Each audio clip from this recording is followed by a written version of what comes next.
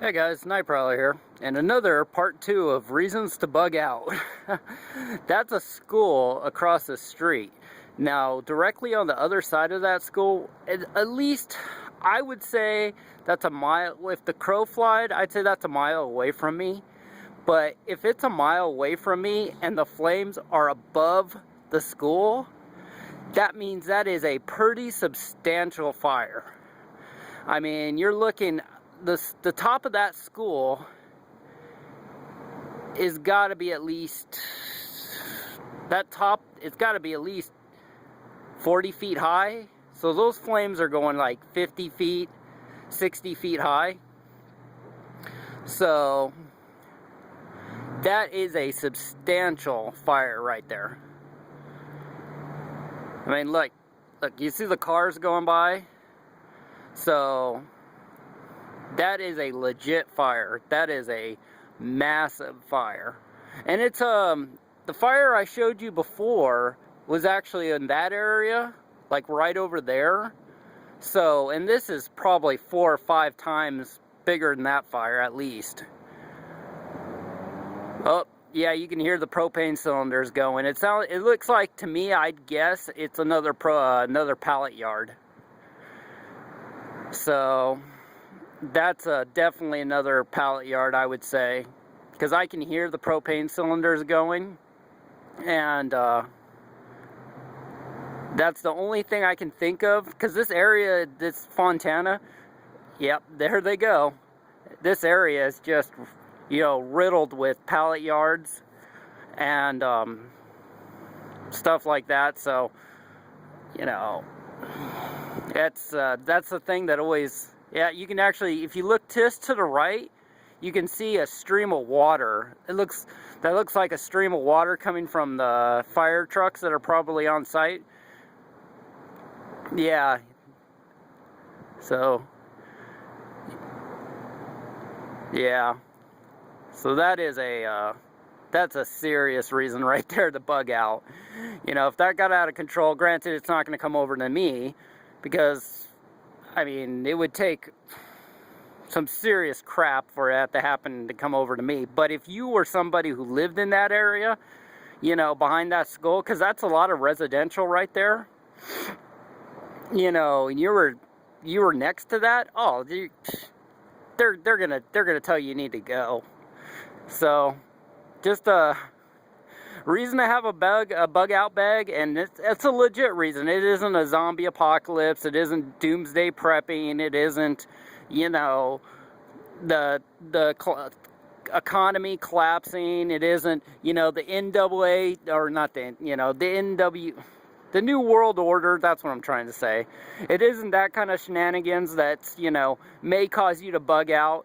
You know, but you may get displaced for a few days due to fire damage, due to your house burning down, you know, because of something like that. So, having a little plan, little place to go, somewhere to leave, you know, is always, just from the smoke in that area would cause me, even if my house wasn't in danger, I wouldn't want to be near any of that. Because, you know, just the smoke would probably cause you to have irritation that you wouldn't want to be around it. So, just another legit reason that you should have a bug out plan. You know, a lot of people get on YouTube and they start screaming, oh, I'm gonna bug out, and, you know, and that's fine. You know, some people think they're gonna throw a backpack on and go live out in the woods forever. That's, I've tried to do that. Not really tried, but I've gone on camping trips where, matter of fact, we just got back today, and today's Thanksgiving. So, we just got back. Matter of fact, let me see if I can... Oh, I'm standing on top of a crane, and I don't feel exactly comfortable up here. So let me kneel down, and then let's see if I can light my watch up so you guys can see what day. Come on. Well, anyways. Come on. Let me see if I can... Oh. My big chin's getting in the way.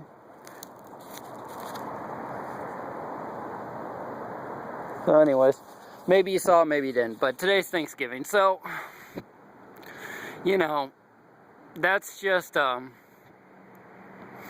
you know, another reason that, you know, like I was saying, a lot of people get on YouTube and they scream out, bug out, bug out, bug out, you know, for something, you know, and it's kind of hard to do.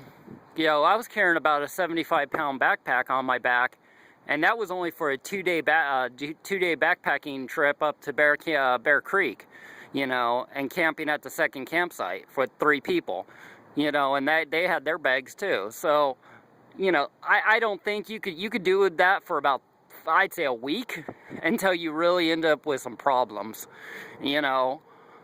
But, you know, on the other hand, it's good to have a way to, you know, if you had to do that, you had a go bag, you know, set up to get out of Dodge if you had to. Hey, this is a legit reason for it.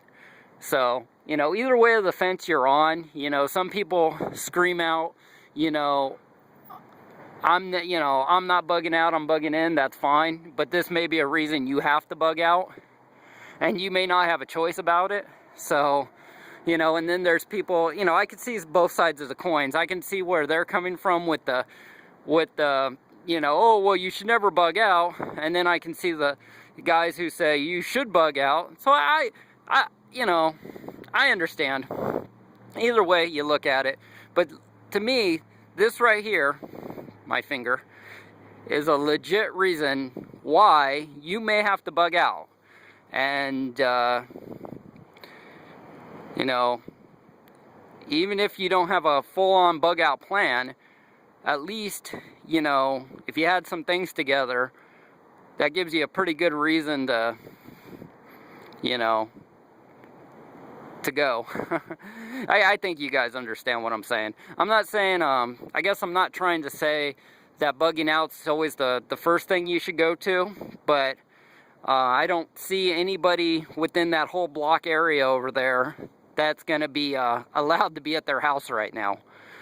It's going to be mandatory evacuations, and it's going to be, you know, you have no choice, and if they don't, they're going to be sitting there told, you know, go now.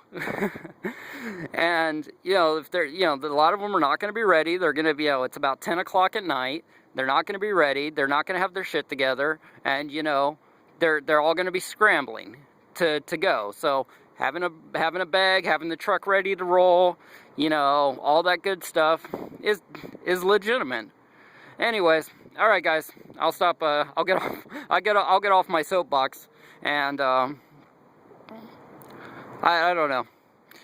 You guys tell me what you think. I can see bug out plans for, you know, real reasons. I can see bugging in for real reasons. You know, either way, I think it's always a, you know, plan for the, you know, hope for the best and plan for the worst. That's the way I kind of look at it. So, all right, guys, catch you later.